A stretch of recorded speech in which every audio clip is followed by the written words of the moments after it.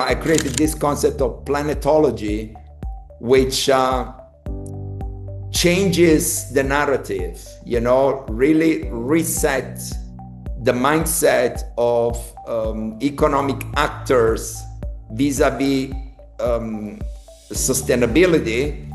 And the core of planetology is reconnecting this primitive, ancestral, instinctual relation between human body and planetary body, because if you observe well, you see that the planet as an entity behaves exactly as a human being. So it breathes, it sweats, it changes temperature, it eats, it drinks. So an individual and the planet as an entity, basically it's the same configuration. You see what I mean? Yeah. And we are mutually dependent. So human beings, drink water from the planet, breathe air from the planet, eat food from the planet, and vice versa. Mother Earth depends on what we put into her, the type of waste, the type of thoughts, the type of energy, the type of bread. I mean, if we poison the air, that air goes back into the planetary organism. And if the planetary organism is sick, it behaves exactly as a human body. Since I was a child, I felt very, very strongly this connection with nature.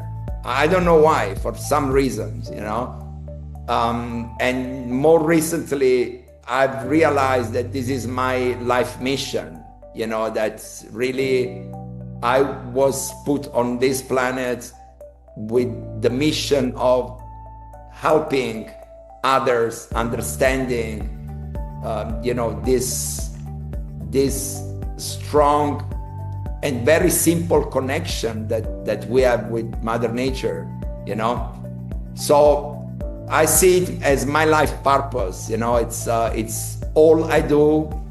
And I think that this is the only thing I should do.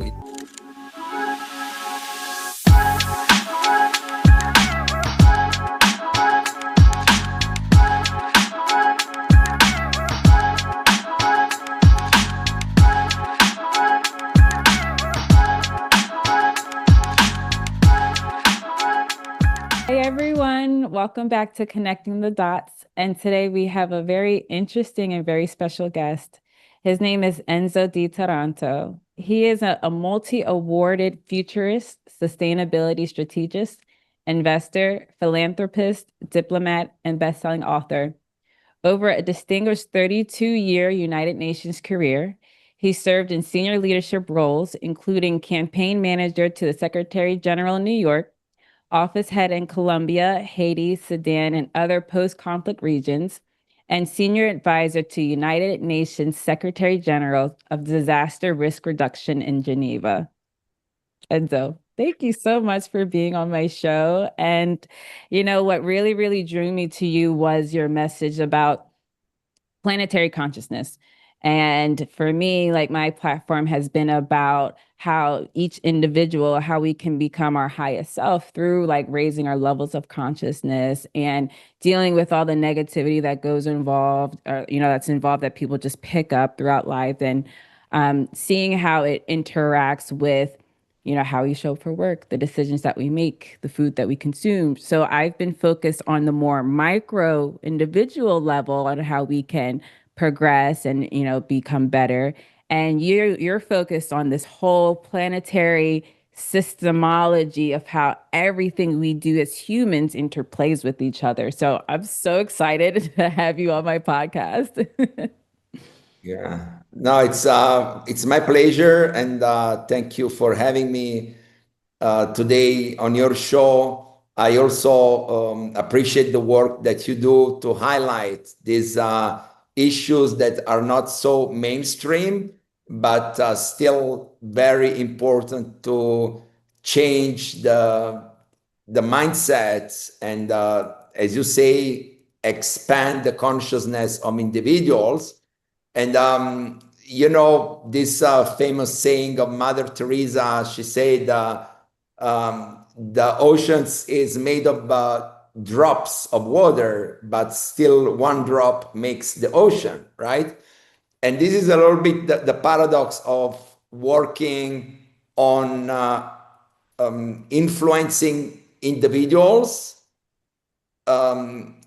vis-a-vis working on influencing humanity overall. So there is this macro dimensions, and they are both important and they work in sync, right? So to me, the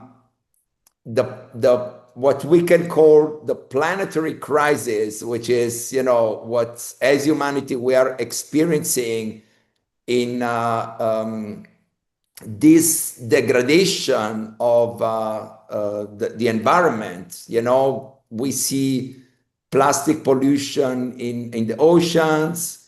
If you travel in a forest, you see plastic everywhere, in Africa, in Asia, wherever you are on the planet, you really observe and experience energetically this degradation of the planet. You see desertification in green areas, you see flooding in deserting areas. So certainly, we are facing a major existential threat, and the solutions are, multidimensional in a way that everything is important, everything contributes. Technology is critical, politics is essential, leadership is needed, but in the end, if we don't change consumers' behaviors, each individual is a consumer, right? We all consume something, and if consumers' choices are not in harmony with the environment, then no policy, no technology, no nothing can really change, can really move the needle to the next level.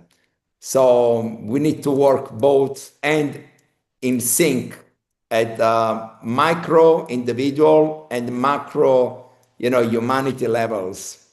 Mm-hmm. Yeah, it's an interesting paradox to try to change the consumer behavior, because then it's it's who's able to provide the other option to change the consumer behavior. So like at least for me, I'll probably talk more from the perspective of what I see here in the States. I know that you're in so many different areas. And maybe I'll try to tie in, the travels I've done as well, certain things I've seen. So like, for example, in the United States, let's say I grew up in Baltimore. So Baltimore, Maryland, there's a lot of impoverishment that's there. And so you go into some of the grocery stores, and the options that people have for the more sustainable option is just not there. And they don't even know that they can go, I don't know, 30 miles out for something else, because that's just not in their way of living, right? It's not in maybe their budget. Maybe there's just so many different things where being sustainable doesn't even seem like an option. Yes. No, that's true.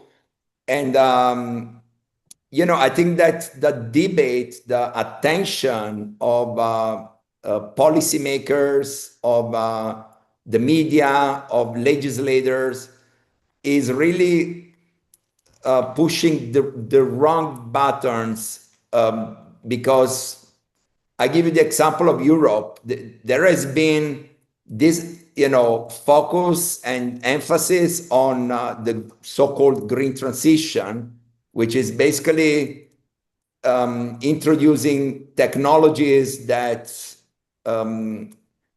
use more renewable and clean energies like solar and hydro, vis-a-vis fossil-based energies, which is totally correct.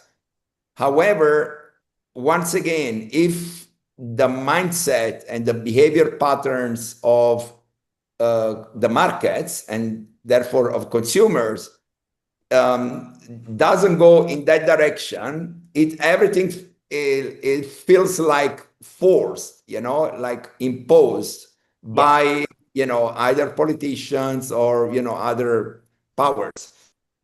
So I really believe, and this is actually the core of my new book. I created this concept of planetology, which changes the narrative, really resets the mindset of economic actors vis-a-vis sustainability. And the core of planetology is reconnecting this primitive, ancestral, instinctual relation between human body and planetary body, because if you observe well, you see that the planet as an entity behaves exactly as a human being. So it breathes, it sweats, it changes temperature, it eats, it drinks. So an individual and the planet as an entity, basically it's the same configuration. You see what I mean? Yeah. And we are mutually dependent. So human beings, drink water from the planet, breathe air from the planet, eat food from the planet, and vice versa. Mother Earth depends on what we put into her, the type of waste, the type of thoughts, the type of energy, the type of bread. I mean, if we poison the air, that air goes back into the planetary organism. And if the planetary organism is sick, it behaves exactly as a human body. So I give you an example, a very practical example that I think explains simply this concept. So let's say that you get a fever, temperature by an infection, all right? So your body, which has normally 36.5 degrees centigrade of temperature, increases of 1.5 degrees. So instead of being in your normal body's temperature, which is 36.5, you have 38 degrees. What happens to your body? Yeah. So you start sweating, you start having pains, your breath changes. So you push more air out, trying to clean up yourself. And this is exactly like what is happening to Mother Earth as an organism. So hurricanes are stronger breath out. Flooding are sweating. And these are the typical signs of sickness. So once again, speaking about planetology, my main thesis is that human bodies and planetary body need to be reconnected. And when that happens, then everything will fall in harmony again, you see? But this is only possible when we are aware of this, this main condition. And so we understand that when we pollute the planet, we are not polluting something external to us. We are polluting ourselves, because there is this interconnectedness of everything. And we have, as humanity, we have lost consciousness of that. And that's why we don't understand what is happening. Even scientists and politicians, most of them, they really are not understanding the essence of the issue. And they are trying to, do things that are important, but not essential again. So trying to, returning to the origins, it's a little bit my message. What do you think about it? No, I absolutely love it. I love it. And I started naturally going that way as like for my own like spiritual journey. Like after my spiritual awakening and, getting rid of all the stuff I never dealt with, earlier in my life and just being more centered, being more present, appreciating nature and learning more about it. I started to see all the different correlations as you're talking about how we breathe out, the earth breathes in, even like the structure of how our lungs are shaped. You see the same type of structure in the leaves. So I started to develop those type of, I guess ahas, like, as I was just learning more, reading more, doing more research, and getting more connected with the earth, with the environment. So like one of the practices I started developing was making sure I get more sunlight into my eyes, and even that I saw a big difference in my well-being. Absolutely. That is actually critical. If you follow, which I'm sure you do, and your audience as well, the new developments of neuroscience that Mm-hmm. nowadays is so trendy. So, modern neuroscience is now understanding from a scientific perspective what ancient civilizations understood instinctively thousands of years ago. That, what you just said, that the structure of our lungs is exactly the same as the structure of leaves.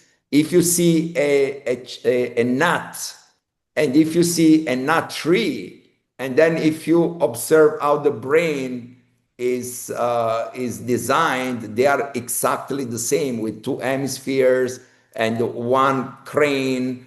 And there are thousands of examples. So this is exactly the point, which basically we need to reconnect ourselves through our bodies. So actually, the Planetology book has a subtitle, which is The Planet Through the Body. Because if you think, well, we experience the planet primarily through our body.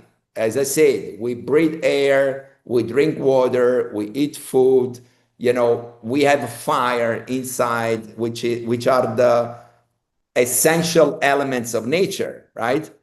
So I believe that if the focus of, if the narrative of on sustainability changes from being a scientific issue to being a human and personal issue, I think that this rise in awareness and consciousness happens, and then we as individual, we will not allow anymore throwing plastics into the oceans or breathing poisons and gases instead of air, or even drinking water from plastic bottles. There is another analogy that I use, to simplify the concept,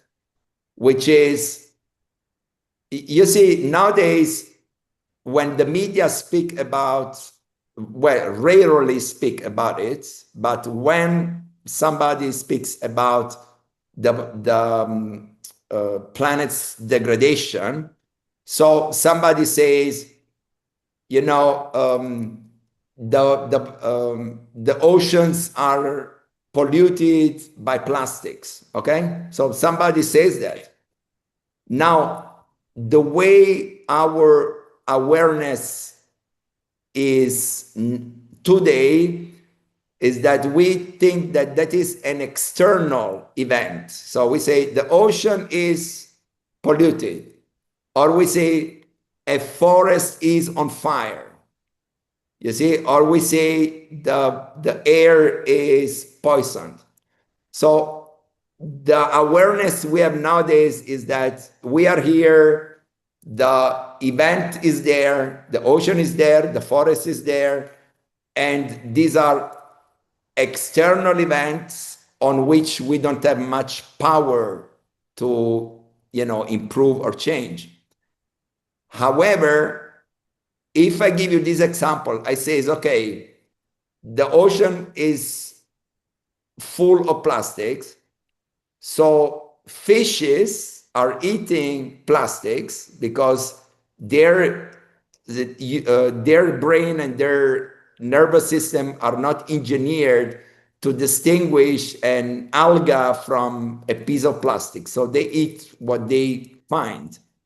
So the fish eats plastics, we eat the fish, and then the plastic comes into our cells. Actually, if I die today and you dissect my body, you find hundreds of grams of microplastics in my liver, in my lungs, in my tissues, in my bones. We are already plastic beings in a way, you see? And when we procreate, the plastics in our DNA is inherited by babies. So next generations of human beings will be even more plastic than us, you see?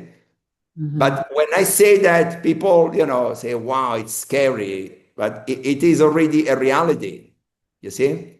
So I hope, always being constructive and optimistic and positive in my message, but I hope that these scary things will shake consciousness, you see? And then people wake up and start saying, okay, now I understand why I shouldn't throw, a plastic bag on the beach or, whatever, because that will come back to me and to my children and to my grandchildren. You see, so we need a little bit of scary things to shake consciousness, but at the same time, the message must be very positive and very constructive, because I do believe that as humanity, we have really touched the bottom of this impoverishment of our soul and bodies. And we are, like there is a wave that now it's down and it will grow in terms of a new age, a new spirituality, a new connection with Mother Nature, and we just return to the origins, because it has always been like that since millions of years. Yeah. Humans have always been connected to the planet, to the natural elements of nature, of the cosmos. But anyway, this is a long conversation to have. Being, having your roots in Jamaica and in the Caribbean, I know that you have a very, an enhanced sensitivity to these issues. But I think that even in the United States, people are waking up, and I'm very positive about it. Yeah. Yeah, no, I definitely see that people are waking up in the United States. And I also see more and more the term you would say holistic business owners coming up, people who want to provide, simple ingredient food to eat and, do it in a way where, you have your reusable containers or even using glass. I did not to diverge a little bit, but I think I even heard about like even in our glass supply, there's lots of microplastics in that too now. just because there's plastics everywhere.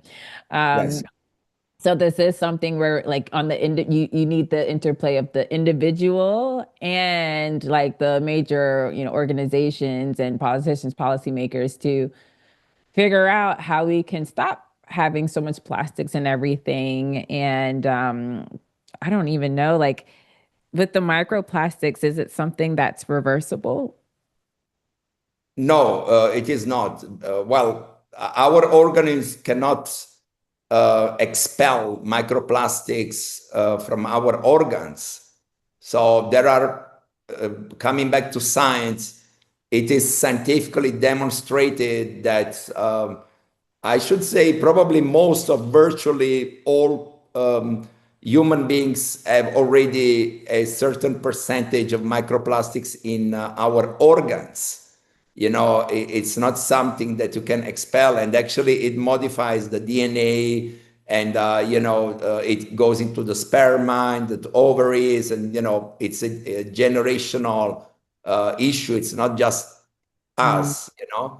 yeah. But once again, I mean, this is what it is. What we can do is to reverse.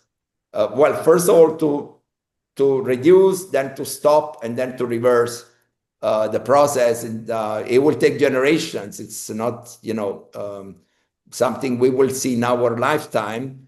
But I also see many signs, as you say, that people are waking up. The issue here, we have to work on this, consciousness dimension, which is the only one that can really instill a paradigm shift in consumers' behaviors.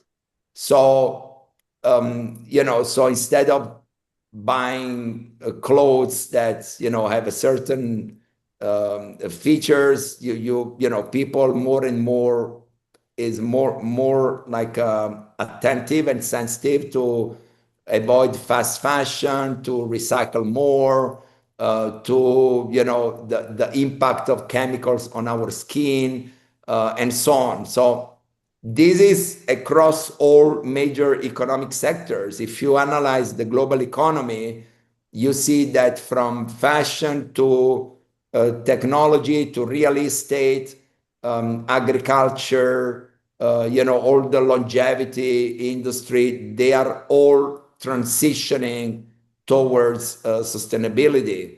Mhm. So in some cases, it's just a trend, which still is good. In other cases, it's because consumers demand more of those products, and Yeah. so investors and entrepreneurs, they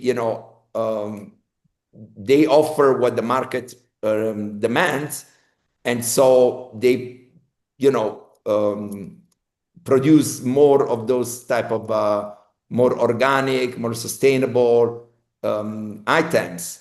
But I really believe that nowadays, since we already have the technologies, there are technologies that can extract water from air, that can Yeah. produce clothes with much less water. Even in the tech industry, now there is a trend to build new data centers to power AI, but that will either use nuclear or other renewable sources of energy, or use less water to cool for cooling down, and so being a little bit more sustainable than they are today. So if you analyze all economic sectors, you see that there is this transition. I just came back from the United Arab Emirates, which is one of the biggest oil producer, and they have built the biggest solar power plant. So despite they take most of their GDP from oil, they are investing in renewable energies because they understand that the markets are going in that direction, and they are smart to anticipate trends and to position themselves to make money also in that sector. Same thing in Saudi Arabia. And I must say, even in the United States, despite the Trump administration is a little bit vocal on certain issues, but still they understand the importance of having clean air and clean water, and pollute as little as possible. Unfortunately, polluting is inevitable, but there is now more consciousness about doing better. Like 20 years ago, this conversation would never happen, not even 10 years ago. So I see signs of progress in that respect. Yeah. No, I definitely see the, like, especially in the tech field, that's where I pay more attention to. That's simply just where I work. I did notice the investments in the nuclear factories between like Google. I think even the state of New York is doing a nuclear factory. There's a lot of people doing more nuclear factories because of all the energy it takes and the consumption to have all the devices and all the tech that we have and connectivity that we have. I want to pivot just a little bit, Enzo, because I'm curious as to the concept that you've been developing, I guess, however long you've been developing it related to your planetology. What triggered you to get on this journey? Was it, I guess, yeah, you know what? I'm not going to feed into the question. Just what got you on this path? Right. Well, it's an interesting question. Um, as everything in life, there are multiple, angles or multiple factors. So in my case, I mean, I don't want to put it on the too much on the spiritual side, but since I was a child, I felt very, very strongly this connection with nature. I don't know why, for some reasons. And more recently, I've realized that this is my life mission, that's really, I was put on this planet with the mission of helping others understanding, this strong and very simple connection that we have with Mother Nature.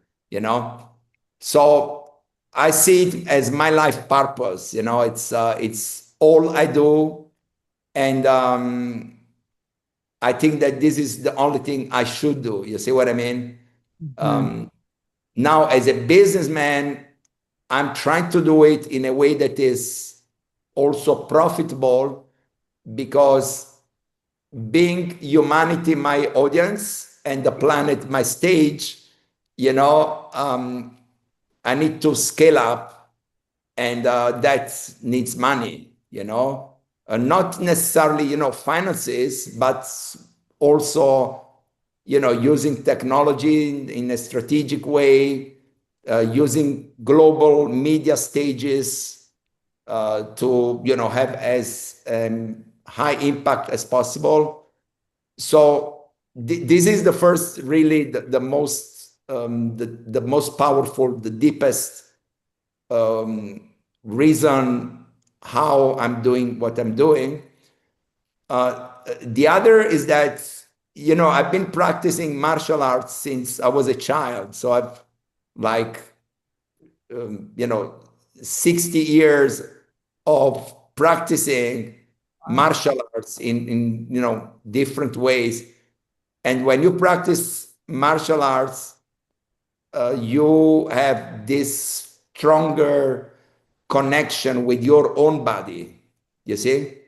So there is more awareness of the way you move, the way you breathe, the way your body functions, the way you sit, the posture.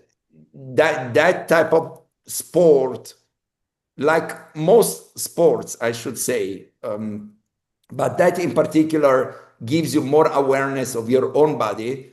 And when you have that awareness, there is no way you don't feel and don't understand that living in harmony with nature is the highest form of longevity. You see? Now there is all this longevity trend, which is very good as well, but you have all these new supplements, you have these new technologies, these new trends, which are all good. But if somebody doesn't live in harmony with nature, you will never be really healthy, you see? Because health is very simple. Health means sleeping well, breathing well, eating well, drinking well, moving well. That's all. There is nothing else. And everything is very energetical. I don't know how to say that. So it's really our personal energy, if it's in sync or not with, the natural elements of the planet, which are again air, water, earth, and fire. It's all very simple. You see. Mhm. It's very, very simple, actually. There is nothing complicated in that. And I'm sure that if we say so, people immediately understand and gets it because it's so natural, it's so instinctive Yeah. that everybody says, wow. But the way we live today, it's not conducive to have this type of reflections, because we are distracted by many inputs that are artificial. They're the media, the work. I mean, why we are seated? Just this type of stupid question. Why I should eat at the table? Why I cannot eat by standing? Or why have a meeting seated? Why we cannot have a meeting and walk? Why have to have breakfast in the morning? I mean, who say that I should have breakfast in the morning if I had a dinner in the evening? I mean, these are seemingly stupid questions, but these are the real questions that we should, the real conversation that we should have. And so it's very simple. So once again, to answer your question, is one, I think that it's my life purpose, and I believe it should be the life purpose of everybody, not just me. Whatever we do, any profession, any career, any business should be geared towards connecting with nature.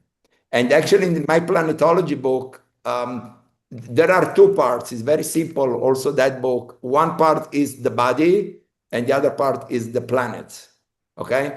And I say, if you follow planetology as a science, because I also provide, exercises and mindsets and attitudes that you can simply incorporate in your daily life, I say you become more longeve and you become richer. Because even on the business side, the entrepreneurs that are positioning themselves into these new green and the blue economies, which are multi-trillion markets already, they are all making money, you know. So I think that it's very simple, it's very clear. We have just to find ways, and appreciate and thank you to provide your platform to disseminate these messages. We have just to find a way to change the narrative, divulgate these new ideas as much as we can. And I'm sure that we can amplify this dynamics that it's already happening thanks to many other enlightened people. Yeah. Yeah. Yeah. Yeah. And all of us coming Makes together sense, and right? yeah, yeah, yeah. So I know that we're getting at towards like the end of our interview. And I wanted to ask you, what are some of the challenges that you're facing with, sharing this idea that actually really should be innate to all of us, but people are just so busy or caught up or everything. Like, so what are the top maybe two, three challenges that you're facing? And what are the top three things that people can do to help themselves wake up? Or, so maybe it's a new concept that they're hearing. So what are the top three things that they can do to basically help some of the top three challenges that you're facing? Right, right. No, appreciate the question. To be honest, I'm not, I don't see any challenge. I just see work to do. You see, because nobody will ever say that this is not true. It's Yeah. so natural, like living more in harmony with nature is. Nobody will say why I should do it. You see, it's Yeah. obvious. Yeah. So I'm not finding too much, let's say, obstacles in the way. However, I think that what is a little bit challenging still, it's how to monetize with this new economy. Because if somebody, and you mentioned that you observe this change of behaviors in the United States. um, I give you a very practical example. So I just came back from New York, and I took a United flight. And on the flight, I noticed that the forks and the spoons and the things that they give you to eat are not plastic anymore. They are wood, or some kind of wood, probably recycled wood. I don't know exactly. Mhm. Same thing with the glasses. They are not plastic glasses anymore. They are probably recycled paper, something like that. Mhm. So, even a big air company, you see, obviously for them is a higher cost. Probably, you know, they are spending 30 or 50 cents more that set of forks compared to plastic. But likely, they consider that there was a good marketing message to give, and they made their calculations and probably do that. Obviously, there is more to be done, but making sustainability profitable, it's the real key. I mean, together with changing consumers' mindset, and that they go, Yeah. hand in hand. If we help entrepreneurs to reduce the costs of the transition, Yeah. everybody will be happy to do so. Instead of depending on volatile oil and gas prices, they can rely on stable, clean energy power.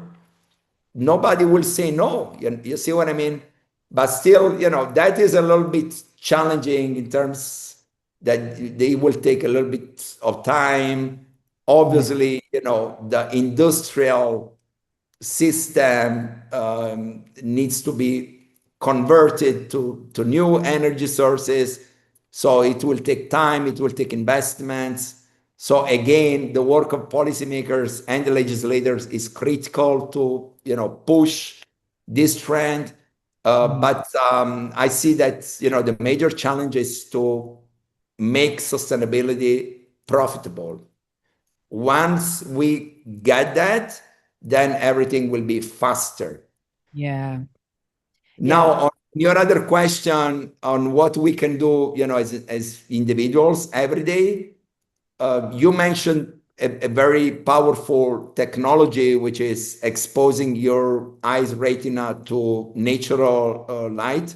Mhm. When you do it in the morning, that triggers a hormonal cascade in your body, producing all the right hormones that makes you much healthier than, compared if you wake up and, you check your phone seated on a chair, if you wake up, the first thing you do, or, after the basic things, you go out, you take a walk, and you expose your eyes and your skin to natural light, you become healthier very fast, and so, that triggers. And once again, very simple things. Move, move, move, move, whatever type of movement. If you cannot train, walk. If you cannot walk, crawl, do some, use your body in means having awareness of, the way you stand, the way you sit, the way you walk, the way you move. It's very important. Eat as well as you can, sleep as well as you can, and drink as well as you can. That's it. And once again, it's a really matter of awareness. It's it's very simple, but sometimes, as you say, people don't think about it. It's just distracted by whatever, TV, social media, making money, having health issues, which obviously it's another burden. So these are very simple things that can really change the world health state. I'm not talking about you and me, everybody. And one last thing is use as little plastic as you can. I know that it's very difficult. We are just, slaves of plastic. It's But everywhere. yeah, at least we have to, be aware that, we are living in a plastic world. At Yeah. least being conscious of that, I know that we can do much about it, but just being conscious is a big step forward. Yeah. Yeah. That is true. First being conscious, then you talk about it. Then you have some entrepreneurs that, start to wake up, right? And they start providing solutions to it or alternatives. And it just slowly starts to have that change. I guess it's just the question is the time that it will take for that threshold to, go to the other side where we're not so plastic heavy. Yeah, Yeah. absolutely. I mean, Yeah. my book will shake a lot of things up. I know that. But we all have to contribute in some way. I mean, you are doing it with your platform. I'm Yeah. doing it with what I do, and everybody, needs to do something, and in the right direction. Then it's there is a very interesting um, physicist. He's a quantum physicist, actually. He's a Russian. Mhm. His name is Vadim Zeland. Um, it's not very known in Western, but he has created this theory called transurfing. Okay, transurfing, and he has a theory which is the theory of the pendulum. And he says, if a certain number of people Mm. goes in a certain direction, then that pendulum starts, moving, and then it moves always faster. And then more people go in that direction and give more energy to the pendulum. And I find it a very interesting theory, which applies to, all social dynamics, to political parties, to sports clubs, to media outlets. When you have a certain number of people in that direction, Mhm. that amplifies. Yeah. And it's also the same like marketing. If you have a certain number of people buying a certain product, that product becomes niche, and then you make money. Exactly. So, as you say, we have to a little bit push, but more than push, or I would say gently push, Gently. you know, Yeah. in that direction. And I know that we will see uh, great changes had. Yeah. And Enzo, where can people find you? Where can they order your book? Where can they learn more? Right. Okay. So I'm on most social medias. I prefer LinkedIn because it is a more professional platform, and I can share more content there. So it's Enzo di Taranto on LinkedIn. And I would encourage all your audience to at least follow me. I cannot connect anymore because I reached threshold, but at least you can follow me, and I post every day interesting content. Instagram and Facebook are also good platforms, and the Planetology book actually will be launched next week on Amazon. I have other books on Amazon as well, but this is the one that will change dynamics. And I have also a podcast myself. I will be happy to have you, Jessica, on my own eco podcast, which is called Planet Gold. It's on YouTube. And once again, the planet is the new gold, you see? Yeah, you are most welcome to connect there. Wonderful. Oh, Enzo, this was so wonderful. Thank you so much for coming on my show and sharing more about planetology, why it's important. I do agree that it's probably something that's in a little bit of the back of people's heads, but the more you put it to the forefront, the more you bring awareness, the more we talk about it, share on each other's platforms, the more people can contribute to, taking care of themselves and taking care of the planet inadvertently. Absolutely. And we are the planet. So, it's all that. Jessica, thank you. Thank you very much for having me, for what you do. I wish you all the best, and we'll stay in touch. Yes, we will. Thank you so much. Thank you. Bye. Hey everyone, thanks for listening and thanks for watching. If you were inspired by what you heard, please like and subscribe, and I'll see you next time.